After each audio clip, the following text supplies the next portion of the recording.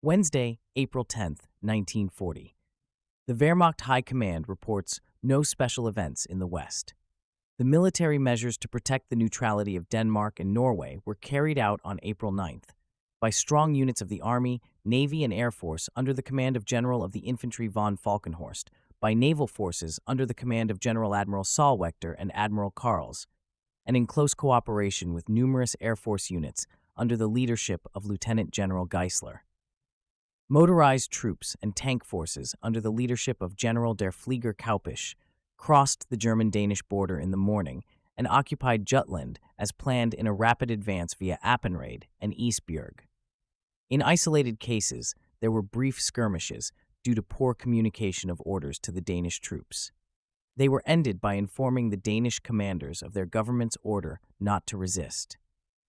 At the same time as the occupation of Jutland, German troops landed in cooperation between the Army, Navy, and Air Force in the small belt near Middelfart, in the Great Belt at Korsør and Nyborg, and in Gedser to occupy the islands. Copenhagen was occupied without a fight in the early hours of the morning.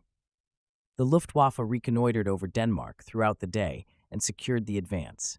When occupying the important military bases in Norway, the Norwegian Wehrmacht initially offered resistance in various places, especially at Horten south of Oslo and at Kristiansand. However, it was broken everywhere thanks to exemplary cooperation between the branches of the Wehrmacht. The forts in the Oslo fjord were overpowered and silenced throughout the day. Among others, Narvik, Drontheim, Bergen, Stavanger, Egersund, Kristiansand, Arendal, and Oslo are firmly in German hands.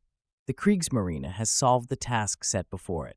It consisted of securing the overall operation against the British and French naval forces, which were many times superior, and to enable transport and landings with full commitment. The landing of the German troops was successful at all points from Oslo to Narvik, a unique achievement in the history of naval warfare. When entering the ports, initial resistance was broken by the Kriegsmarine. Off Oslo, our naval guns silenced the heaviest coastal batteries. The cruiser Blücher sustained severe damage when it defeated a 28-centimeter battery. As it continued to advance, it encountered a barrier set by the Norwegians and was lost due to several mine hits. The cruiser Karlsruhe, while overcoming similar strong resistance in Kristiansand, after ensuring the landing of the troops, was badly damaged and sank. Most of the crews of both ships were rescued and deployed on land. Naval operations are still ongoing. Only after their conclusion will the losses and damage inflicted by the German Navy on the English and French naval forces be fully overlooked. The occupation of important Norwegian bases planned by England should take place immediately following the establishment of the mine barrier in Norwegian territorial waters. The German action preceded this attempt by almost 10 hours. The British naval forces and transport ships designated for this purpose and identified by spotters were attacked by the German Air Force yesterday in the late afternoon hours and crushed.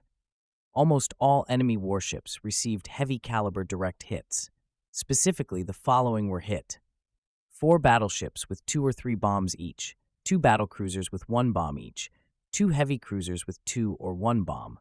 A heavy cruiser was set on fire by bombs, and 2 transport ships were each hit by a bomb. Fighter pilot units secured the operations by monitoring the west coast of Denmark and Norway, as well as the inner German Bight. A British Sunderland flying boat was shot down. The further occupation of Norway is progressing quickly and according to plan. Special report. At dawn on April 10th, English naval forces attempted to invade Narvik. The attack was repulsed by the Kriegsmarine units there, with heavy damage and losses for the English. 3 British destroyers were destroyed. The British Admiralty admits that another destroyer was seriously damaged and disabled. On April 8th, a British destroyer was sunk on another occasion.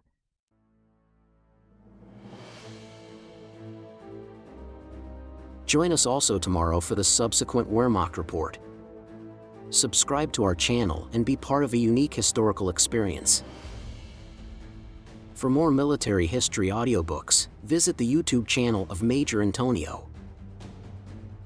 Thank you for listening, and so long.